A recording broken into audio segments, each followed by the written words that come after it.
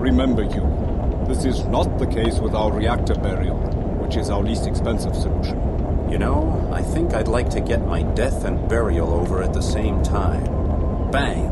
A big flash, and that's it. Okay, son. What can I make you to feed your house? How about a tsunami booster? Son, you just plain lack imagination. I'll tell you what. I've got a drink that will shoot right into your veins. I call it evil living, because it gets rid of the worst side effect of life. Okay, Garcia, what would that be? The feeling of being alive. Svensson? Hey, you're Maggie Svensson, right? You supervised the rescue operation off Lima, too. Flint, nobody can be saved in the zone, and nobody wants to be saved. And it's your own fault if you are. Oh, right. The mercenary philosopher. Oh, keep talking, baby. It turns me on. Flint, if you were the last man in Aqua, I wouldn't go that low. Ouch. That was really clear. Hey, where are you going? There's a fight brewing out there between Willy Boy's people and one of Creole's freighters. Happens from time to time, and it's a good opportunity to pick up some expensive spare parts. Particularly because Creole's helmsmen are as stupid as bent bronze. Sam, my old friend and rescuer of Aqua. Flint, please. My real name is Homo Aquaticus. S3G5. That's Success Series 3. Generation 5. That doesn't sound like a Machina Antarctica breeding program at all. Honestly, I think Zem sounds more human. Well, more transhuman anyway. Actually, I'm here supervising a Machina project aimed at oxygenating the seas of Atacama. Let me save you a brain cramp, Miss Flint. I'm Charlie Gilmore. Pleased to meet you.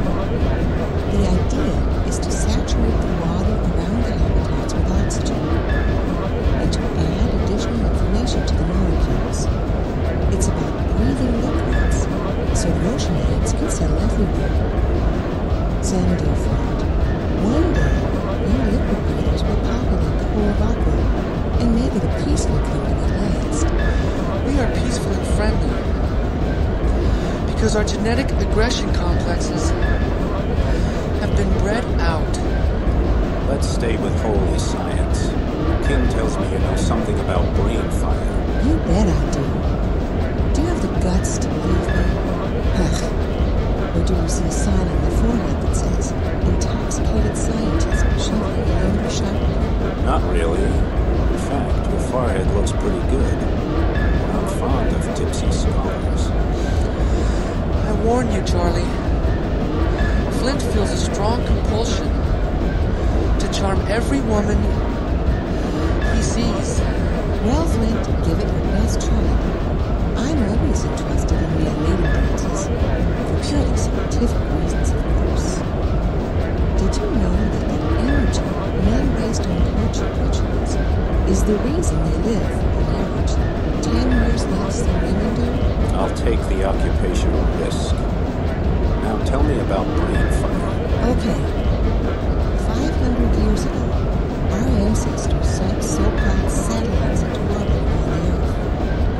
They were robots that transmitted data and shot high-resolution pictures of the Earth's surface. They were used for observation, espionage, and also waging war. As an archaeologist, I can tell you that the only satellites that could still be in orbit after all this time are the military satellites of the Milstar X-5 class. They've got plutonium cells, and they're microwave-driven. Whoa. Now Sool is using that buoy to try to play with those satellites? Exactly. You yourself supplied him with the log-on data, but we haven't been able to decipher the codes. We're feeding it to the Milstar X-5, but we don't have the slightest idea what we're really doing. What makes it even worse is that back in those days, about 15 years before the Great Descent into the oceans, most of those satellites had been hacked into by terrorists. trigger artificial earthquakes in the eastern Mediterranean, is now actually programmed to shake up North or South America.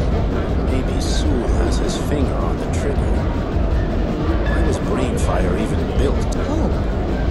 The government wants information about the surface, and they're hoping an observation satellite can be used to give them a picture of paradise. Listen, I'm sorry, but I've got to go.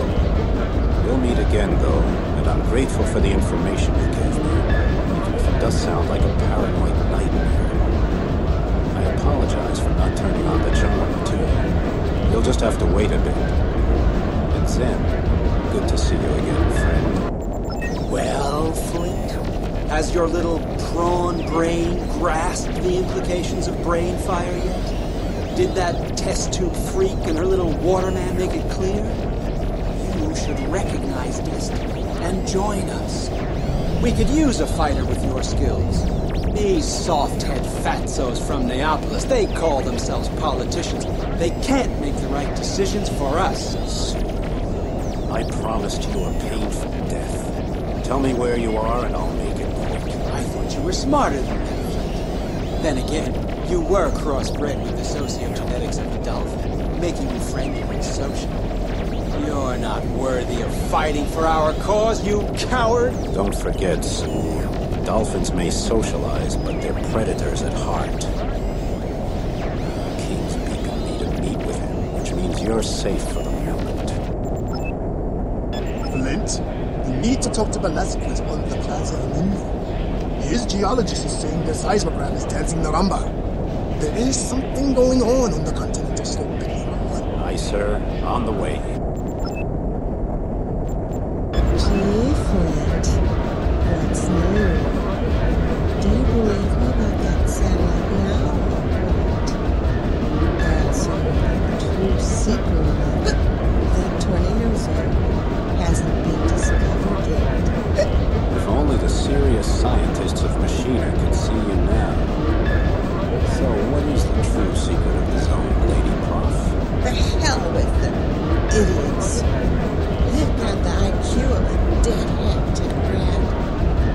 The crawlers, they know the secret.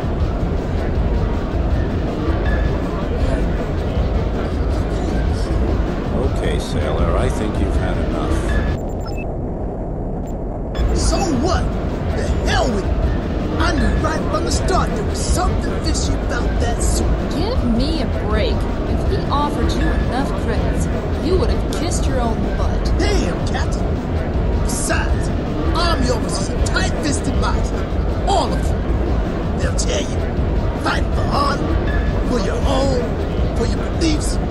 That's all crap. Harper, just a little deeper and you're going to be scraping the sea bottom. I see dopamine Marp is on testosterone again. By the way, I'm dating one of Sool's Brainfire workers. What the hell do you call that? An estrogen overload? Gee. No, I call that information gathering